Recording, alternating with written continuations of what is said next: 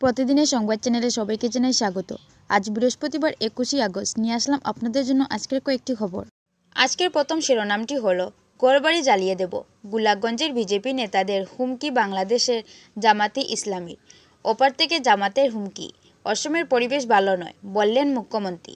জেনে নিন বিস্তারিত। সীমান্তের ওপার থেকে আসছে হুমকি, ঘরবাড়ি জ্বালিয়ে দেব।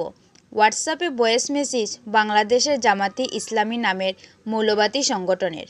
তাই মুখ্যমন্ত্রী বললেন, অসমের পরিবেশ ঠিক নয়, চারদিক ঘুরে দেখলেই বুঝতে পারবেন এক কঠিন সময়ে ঢুকেছি আমরা।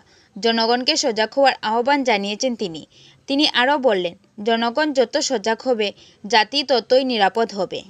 জিএমসিএইচ একদিন বন্ধ হলে অনেক রোগীর মৃত্যু হতে পারে বললেন হিমন্ত। গুয়াহাটি মেডিকেল কলেজ হাসপাতালের ট্রলি থেকে পড়ে নবজাতকের মৃত্যুর ঘটনার তদন্তের জন্য ইতিমধ্যেই 3 সদস্যের কমিটি গঠন করে দেওয়া হয়েছে।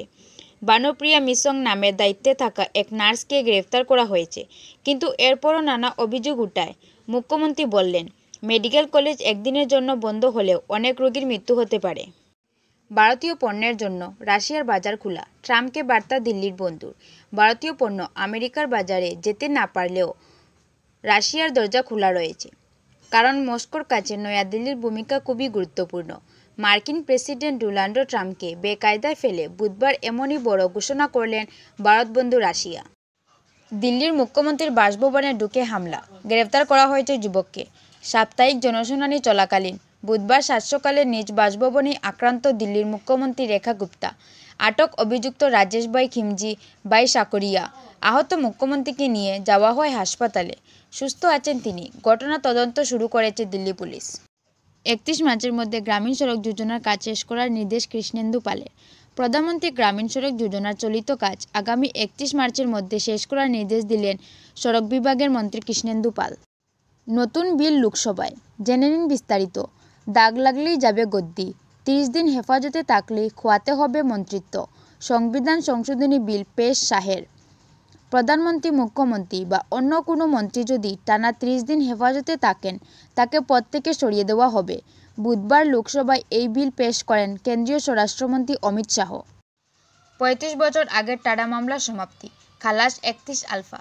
প্রায় 25 বছর ধরে বিচার প্রক্রিয়া চলার পর বিশেষ সন্ত্রাসী ও বিধ্বংসী কার্যকলাপ আইন আদালত বুধবার 35 বছর পুরনো একটি মামলার রায় ঘোষণা করেছে। 1951 সালে দিশপুর থানায় মামলা 1 অথবা 1991 হিসেবে নথিভুক্ত এই মামলার মোট 31 জন অভিযুক্তকে খালাস করে দিয়েছে আদালত। বোমায় উড়িয়ে দেওয়া হবে জম্বু স্টেশন, পায়রার পায়ে বাঁধা হুমকি চিরকুট উদ্ধার বিএসএফের। বাড়ানো হচ্ছে নিরাপত্তা, জেনে নিন খবরটির বিস্তারিত। পায়রার পায়ে বাঁধা হুমকি বার্তা, তাতে লেখা উড়িয়ে দেওয়া হবে জম্বু স্টেশন। হুমকি বার্তা লেখা চিরকুট উদ্ধার করল বিএসএফ। চিরকুটটি পাওয়া গিয়েছে জম্মুর RS পুরার সীমান্ত এলাকায়। জিএসটিতে বড়সড় পরিবর্তনের সায় মন্ত্রিগোষ্ঠীর, কমতে পারে 90% বেশি পণ্যের দাম। নতুন কাঠামোয় মাত্র 2টি জিএসটি স্ল্যাব থাকছে, জেনে নিন বিস্তারিত। জিএসটি ব্যবস্থা পুনর্গঠনের লক্ষ্যে আরও এক ধাপ এগোলো সরকার। আজ মন্ত্রিগোষ্ঠীর বৈঠকে জিএসটি নিয়ে বড় সিদ্ধান্ত নেওয়া হয়েছে। জানা গিয়েছে, জিএসটি পরিষেবায় করের স্ল্যাবের সংখ্যা কমানোর বিষয়ে সম্মত হয়েছে গোষ্ঠী। আজ এই বৈঠকে জিএসটিতে পরিবর্তন এনে 4 স্ল্যাব কমিয়ে 2 স্ল্যাব করার সিদ্ধান্তে ছাড়পত্র দেওয়া হয়েছে। এই মুহূর্তের বড়সড় ঘোষণা মুখ্যমন্ত্রী ডক্টর হিমন্ত বিশ্ব শর্মার। নাগরিকত্ব পাচ্ছে বাংলাদেশি অনুপ্রবেশকারী। 18 পর আর নতুন আধার নয় অসমে। বাংলাদেশি অনুপ্রবেশকারীদের নিয়ে বারবার উদ্বেগ প্রকাশ করেছেন অসমের মুখ্যমন্ত্রী হিমন্ত বিশ্ব শর্মা। আজ বড় ঘোষণা করলেন তিনি, জানিয়ে দিলেন আপাতত 18 বছরের বেশি বয়সীদের আধার কার্ড ইস্যু করা হবে না। একমাত্র ব্যতিক্রমী তফসিল জাতি ও উপজাতি এবং চা শ্রমিকরা, তবে তাদের ক্ষেত্রেও তা জারি হবে 1 বছরের